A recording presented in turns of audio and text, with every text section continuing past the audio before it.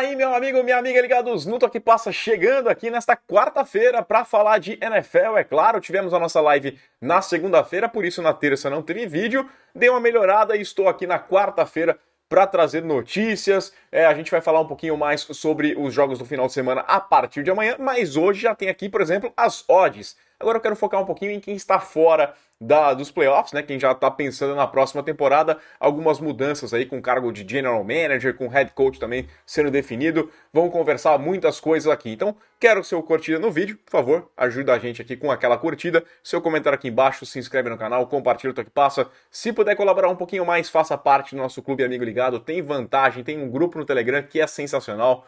Com 200 assinantes, vou sortear mais uma jersey modelo Nike Game, uma réplica da The Duke, que é a bola da NFL, e 3 camisas da Fanatic Sport Nation. Convido você a conhecer a Fanatic Sport Nation, aqui embaixo tem o link e tem cupom de desconto. E vamos nessa então, vai? Roda a vinheta. Vou começar passando aquele recado da escola de arbitragem de futebol americano. Fechou parceria com o Toque Passa, para você que quer ser árbitro ou então quer simplesmente conhecer mais sobre as regras do esporte, como eu quero fazer também. Então, teremos novas turmas do curso de regras do Flag Football e de formação de arbitragem, tanto do Flag Football quanto de futebol americano. Aqui embaixo na descrição tem o link para você ir lá conhecer mais os detalhes. São aulas online, ministradas aí pelo Guilherme Cohen, que conhece muito, pela Giane Pessoa, meus parceiros de ESPN.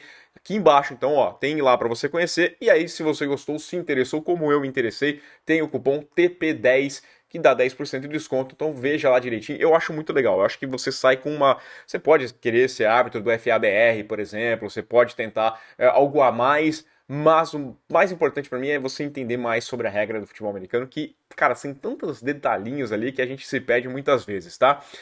Fazer um convite também, aproveitando que eu falei aqui embaixo na descrição, né? Tem lá para você dar os seus palpites nas premiações. Semana que vem a gente vai fazer uma live falando dos melhores da temporada. Vou fazer aqui o Toque Passa Honors, né? O Awards nosso aqui com os prêmios da temporada regular.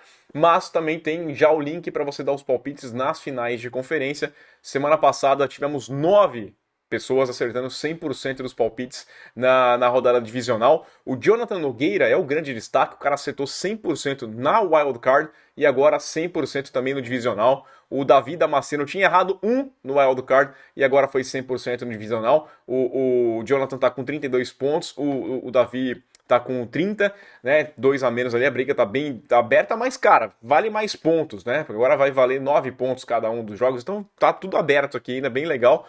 O Rafael de Lima, Caio Vasque, Gabriel Vicente, Jamile Priscina, Jafé, o Carlos Alexandre Paes Biral e eu. Todo mundo aqui acertou todo mundo no último final de semana, todos os jogos aqui, 100%, mas a disputa tá bem aberta, tá? Então tem os palpites para você colocar aqui, parceria lá com o Tiba 4P, que é o parceiro aqui do Toque Passa.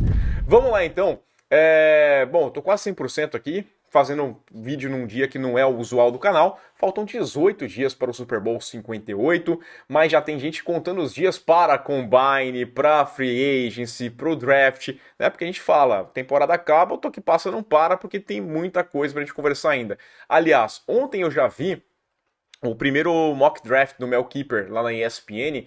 Ele colocou o Caleb Williams lá nos Bears, o Jaden Daniels, né, de LSU, nos Commanders, e o Drake May caindo para os Patriots na 3. Ainda teve na primeira rodada o J.J. McCarthy de Michigan indo para o Seattle Seahawks. É bom para a gente começar a ouvir as especulações, né? Começa a colocar, então parece que o Daniels está crescendo, está ganhando destaque, está podendo tirar o Drake May nessa posição de número 2 de quarterback. A gente vai começando a pegar uns bastidores ali com o pessoal que tá mais lá dentro, né? O Mel Kiper é um cara que tem muito acesso dentro dos front offices, né? Das diretorias, da cartolagem da NFL, então a gente começa a entender um pouquinho das tendências para depois fazer o nosso mock draft aqui. Vai ter mock draft, vai ter revisão de mock, vai ter muita coisa pra gente conversar nos próximos meses. Pode ficar sossegado que a temporada já começou para muita gente, né? Que esses 4 times que estão sonhando com o Super Bowl ainda pensam nesse ano. O resto já tá se planejando para a próxima temporada. Já tenho gente já se preparando, por exemplo, o Las Vegas Raiders, né, que já tem um novo General Manager e talvez o torcedor esteja até um pouquinho já com o pezinho atrás na próxima temporada. Porque Tom Telesco vai ser o quinto General Manager da história da equipe de Las Vegas, né? Não se trata de nenhum homônimo, é sim o Tom Telesco, que foi General Manager da equipe do Los Angeles Chargers por 11 anos, dos Chargers, né? Foi em San Diego também, mas trabalhou nos Chargers por 11 anos, vai seguir na AFC Oeste, ele que foi demitido justamente depois daquela chacoalhada que os Raiders mandaram para cima dos Chargers na última temporada, né? Acabou custando o emprego do Brandon Staley e também do Tom Telesco. Tem méritos e deméritos do Telesco ao longo desses 11 anos, ele não ficou lá por acaso, né? Ele é um cara que ajudou aí, é visto como um cara que consegue prospectar bons talentos. Keenan Allen tá na conta dele, o Joe Bosa, o Derwin James, o Slater, o Justin Herbert, né? São caras que vieram sob o comando do Telesco. Também é um cara que conseguiu juntar um bom elenco aí, indo atrás de bons nomes, né? O Khalil Mack foi atrás do JC Jackson, não funcionou, porque aí tem esse ponto também. Alguns contratos que foram dados não faziam sentido e bom, ele foi um fiador do trabalho do Brandon Staley por tanto tempo, então tem esse lado positivo e tem o lado negativo que a gente tem que avaliar. O que acontece com os Raiders? Por que eles foram atrás de um nome como o Telesco? O Mark Davis, que é o dono da franquia, ele já tinha falado que ele não queria colocar ali um general manager e um treinador calouro. Não é um primeiro ano como general manager e um primeiro ano como treinador. A ideia dele era contratar um GM primeiro e aí então fazer o processo para buscar o treinador, mas o Antonio Pierce, que terminou como interino da equipe dos Raiders, convenceu o Mark Davis a ter uma chance como o técnico, né, efetivo, e ele foi efetivado na última sexta-feira, saiu o anúncio oficial. Então, aí já tem um treinador que está no seu primeiro ano, ele não queria ter um general manager também estreante, como aconteceu lá em 2012. Né? O Dennis Allen foi o treinador e aí tinha um general manager também em primeiro ano, não deu certo, não funcionou e ele não queria repetir isso. Bom, agora com essa contratação do Telesco, temos apenas dois times ainda em busca de general manager, que é o caso do New England Patriots e também do próprio Los Angeles Chargers. Nos Falcons, a gente teve uma segunda entrevista com o Raheem Morris, né, para treinador, para o cargo de head coach. Ele que é coordenador defensivo da equipe dos Rams, também foi entrevistado pelo Seattle Seahawks, Panthers e Commanders e agora teve sua segunda entrevista nos Falcons, coisa que só aconteceu até o momento com o Bill Belichick, né? Os Falcons ainda procurando o seu treinador, mas eles não serão os únicos a ter essa segunda conversa. Já foi solicitado, já foi agendada uma segunda entrevista com o Bob Slovic, né, que é o coordenador ofensivo dos Texans. Aliás, já teve solicitada com o Slovic, não, acho que não rolou ainda.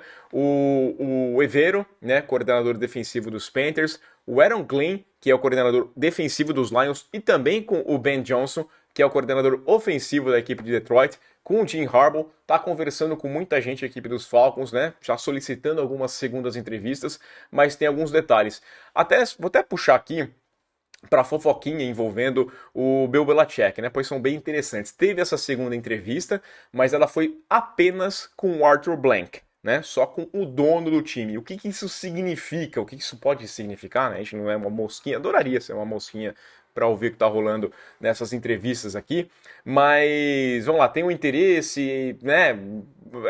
Todo mundo está apontando para essa direção do Belichick ser o técnico dos Falcons, mas ele pedir para falar só com o Arthur Blank dá aquela impressão de que assim, ó, cara, a minha ideia vai ser um papo reto contigo, tá? E ninguém vai se interferir no meu trabalho. Eu converso contigo, né? Mas o meu trabalho sou eu, com a minha galera, com o meu pessoal, eu vou montar o meu elenco, eu vou montar o meu grupo de treinadores e eu vou mandar. Eu não quero o papo de CEO, eu não quero o papo de ninguém vindo para cima de mim. Pode ser o general manager, estão falando que ele pode trazer de volta o Scott Pioli, que pode querer voltar ou não, não sei o que vai acontecer, mas a ideia principal é essa. Quero chegar e não quero ter interferência no meu trabalho. Um dos pontos que interessante também nessa linha de fofoquinha que envolve o Belichick, isso aqui não é nem fofoca, né? Essa entrevista foi de fato só com o Arthur Blank, mas o que dizem é que o Belichick, se teve interesse ou não, especulação ou não, de Eagles, dos Cowboys, né? Falaram que os Cowboys punham atrás, o Jerry Jones.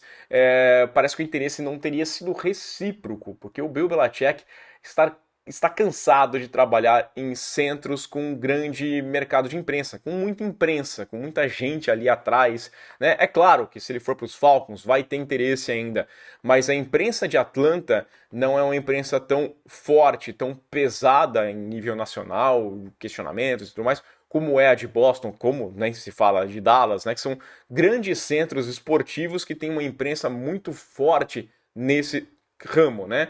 E aí vamos lá, por mais que quando for ter um grande jogo vá uma imprensa nacional encontrar e conversar com o Belichick, no dia a dia ele não vai ter que lidar como caras como o Seth Wilkerson, como o Mike Reyes, né, como o Ben Volen, são caras que são pesados, que tem muitas fontes também, que aí começa muito do diz que me disse e ele não quer isso. Ele quer uma coisinha mais tranquila para ele trabalhar, sem ter que lidar toda hora com um boato, com uma insatisfação de um, de outro. Então ele prefere dessa forma. Talvez por isso a gente tenha aí só o Belichick conversando só com os Falcons, né? Me surpreendeu bastante chegarmos nessa altura do campeonato, depois de tanto tempo dele sair do New England Patriots, só ter tido interesse de fato ou conversa com uma franquia. Nos Titans, nós temos um novo treinador, o Brian Callahan, ex-coordenador ofensivo da equipe dos Bengals, vai ser o substituto do Mike Vrabel. Eles vão sair de uma mente defensiva e vão para mais uma jovem, brilhantemente ofensiva, que é o caso do Brian Callahan. Ele que não era o responsável por chamar as jogadas da equipe dos Bengals, né? Ele trabalhava lá no dia a dia com o Joe Burrow, mas quem chamava no jogo era o Zach Taylor, o treinador, o head coach, mas todo mundo falava que, pô, ele era muito responsável por isso, né, por montar o playbook junto com o Zach Taylor, mas ele era uma grande mente ali, era quem trabalhava a semana inteira para trabalhar, e deu tudo certo. Parece que já era o plano dos Titans o tempo inteiro, né, desde a demissão ali do Mike Vrabel.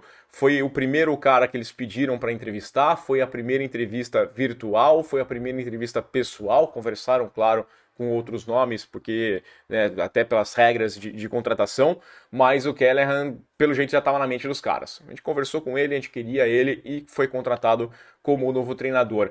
É interessante porque, assim, pode resolver, teoricamente resolve um problema que tinha na época do Vrabel por lá, que era uma instabilidade no seu ataque. Em 6 temporadas foram 4 coordenadores ofensivos na equipe dos Titans do Vrabel. Isso pode ajudar bastante no desenvolvimento do Will Levis, né? É um quarterback que teve um primeiro ano que mostrou alguns pontos bons ali, né? Algumas coisas que precisam trabalhadas, mais uma escolha de segunda rodada que entrou bem num time que estava muito desorganizado. E agora vai ter um segundo ano que é até mais importante, cansei de falar aqui, já que às vezes o segundo ano é muito mais importante do que o primeiro ano para você se estabelecer de fato na NFL, e aí pega um cara que está acostumado a trabalhar com o ataque, né, dá uma estabilidade, você não joga ele aos leões com um coordenador que às vezes vai só estragar o jogador.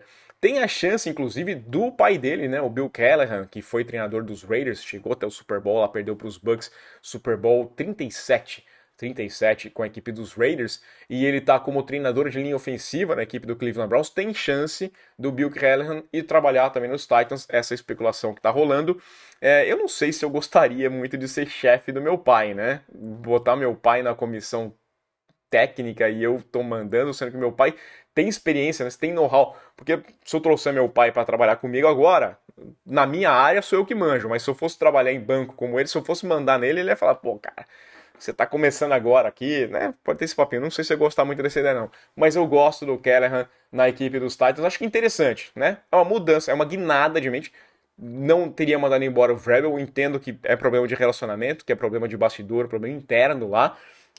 Agora, se fez essa opção, talvez o Callahan tenha sido uma boa opção também para a sequência do trabalho. Nós temos mais notícias, né? Os Bears contrataram o Shane Waldron como o coordenador ofensivo, ele que era coordenador ofensivo da equipe do Seattle Seahawks, onde era o play caller também, né? Com a saída do Pete Carroll, com essa aposentadoria do Pete Carroll, essa mudança toda lá, todo mundo foi autorizado a procurar um novo emprego e agora ele já se arrumou e com isso deixou a ameaça de Cliff Kingsbury aí solta no mercado, né? Tá aí livre. Os Steelers devem conversar com o Cliff Kingsbury, ex-treinador dos Cardinals, estava como assistente, uma espécie de analista em USC, né? Como ofensivo. Os Eagles também estão conversando. Tem a chance do Cliff Kingsbury ser o substituto do Brian Johnson, que teve uma temporada aí substituindo o Shane Steichen e não agradou, né? O Brian Johnson já foi demitido e agora o Cliff Kingsbury pode ser um nome como substituto. Nos Eagles, na parte da defesa, também teremos mudança. O Dissey e o Matt Patricia já foram desligados, já foram demitidos aí das funções dele na defesa, coordenador defensivo, e assumiu o posto ali de play caller da defesa, o Patricia, no meio da temporada. E o Ron Rivera é um nome que está sendo especulado, que pode ser um substituto. Ele foi demitido do cargo do treinador dos Commanders, um cara que entende de defesa, tem muita experiência e seria um nome de peso para chegar lá, né? Vai trabalhar ali com o Sirianni, possivelmente. O Mike Caldwell, que é ex-Jaguars, também foi demitido agora no fim da temporada, também é outro nome que está sendo conversado. Hoje teremos a entrevista coletiva do Sirianni, a entrevista de fim de temporada com o treinador, mais de uma semana depois da eliminação. Ou seja, rolou muita conversa ali antes de termos essa conversa final, né? Ao que tudo indica, o Sirianni vai ser mantido no cargo, já cobrou os devidos sacrifícios que uma temporada frustrante como essa cobra, né? Começou bem, era o vice-campeão na temporada passada, começa muito bem o ano e se destrói ao passar das semanas, acaba a temporada muito mal. Tinha que cobrar um preço. As mudanças de coordenador, claro, eram consideradas antes de começar a temporada e acabou não dando certo os substitutos que trouxeram. E o Sirianni deve ter mais uma oportunidade, talvez a última, né? Já entra meio que no hot seat, porque no próximo ano, se não der certo de novo, aí não é questão de coordenador apenas, né? Aí quem é responsável por esses coordenadores também, seria o caso do Sirianni. Super Bowl 58, falando um pouquinho mais de Super Bowl, já tem aqui a arbitragem definida. Teremos o Bill Vinovich como o árbitro principal, né, o responsável pelo apito. Segunda vez em 5 anos que ele vai apitar, terceira vez na carreira dele que ele vai apitar. O Bill Vinovich, que tem uma equipe que marca poucas faltas. Sempre a equipe do Vinovich é uma das que menos marca falta ao longo da temporada. No último ano foram 13,4 flags por partida de média, que colocou ali empatado em sétimo como os grupos que menos apitavam faltas. Interessante, né? Marcação de falta.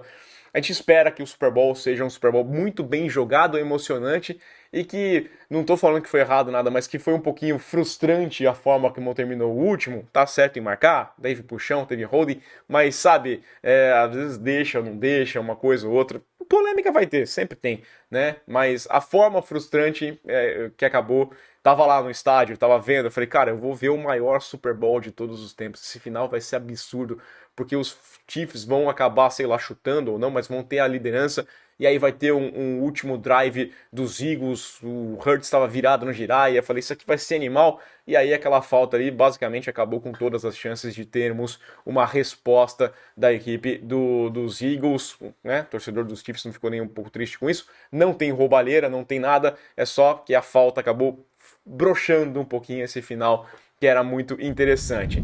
Falando em Super Bowl, amanhã a gente olha um pouquinho melhor sobre o jogo, né? Até porque nós teremos nessa quarta-feira os primeiros injury reports, né? As informações sobre as condições físicas dos jogadores, e a gente está de olho muito no Deebo Samuel, né? Que saiu machucado no primeiro quarto ainda da partida contra o Green Bay Packers no final de semana, do San Francisco 49ers.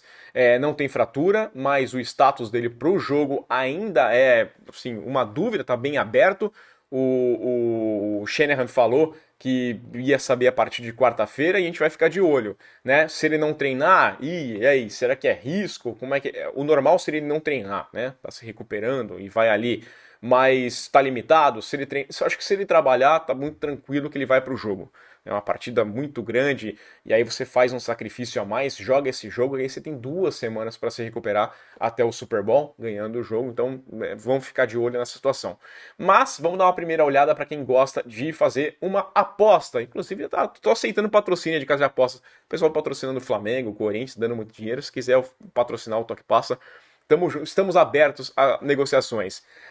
A final da AFC vai ser o primeiro jogo do domingão, né? 5 da tarde do horário de Brasília. Os Ravens abrem como favoritos por 3,5 pontos contra os Chiefs. É a sexta final consecutiva da AFC para os Chiefs, a primeira vez jogando fora de casa, eles que venceram os Bills fora de casa na semana passada. O over-under abriu em 45 pontos, né? O favoritismo não é tão destacado assim para os Ravens, que para mim são um time mais equilibrado. Acho que você tem ali uma ótima defesa e um ótimo ataque. Tem algumas dúvidas, algumas restrições quanto ao ataque da equipe do Kansas City Chiefs, mas Mahomes você não pode descartar nunca, né? Então, para mim, 3 pontos aqui e meio é bem justo esse começo de apostas. Muita coisa vai mudar daqui até o final de semana. Depois tem os Lions e os 49ers jogando às 8h30 do horário de Brasília. E aí tá meio que um esculachinho aí no começo da abertura, né, do mercado. Pela primeira vez os Lions jogando uma final de conferência desde 91. E os 49ers são favoritos por 7 pontos. Um touchdown aí, uma posse completa nesse abre. O over-under está 51 pontos e meio, né? Então estão esperando um jogo de muitos pontos. Afinal, são dois ataques muito poderosos. São dois times que terminaram em terceiro e em quinto, né? 49ers em terceiro, Lions em quintos no total de pontos, na média de pontos, aliás, na temporada regular. A defesa dos 49ers foi bem melhor que a defesa dos Lions, né? Também na temporada regular. É uma defesa mais sólida, mas vai ser um jogo bem interessante. A expectativa, eu acho que 7 pontos é justo, né? Mas talvez dê uma equilibrada e a situação do Deebo Samuel vai mudar bastante. Isso aqui, se o Deebo não jogar, eu acho que dá uma boa equilibrada, cai aqui para uns 3 pontinhos, sabe, 3 pontos e meio, 2 pontos e meio para o time mandante, geralmente é o padrão, é o mínimo que se coloca para apontar um favorito. Eu acho que mesmo sem o Deebo é um pouquinho acima ainda, mas vai dar uma queda, não vão ser 7 pontos não, 3 pontos e meio, 4 pontos e meio, no máximo ali para mim, sem o Deebo Samuel. Quero saber sua opinião, deixa aí seu comentário, curte o vídeo, assina o canal, compartilha o Toque Passa, deixa os seus palpites aqui embaixo, já falei aqui nas premiações do Toque Passa, nos palpites para o final de semana, se quiser dar uma esperadinha também, eu vou lembrando vocês ao longo dos próximos dias, e a gente volta nesta quinta-feira com mais informações. Aquele abraço!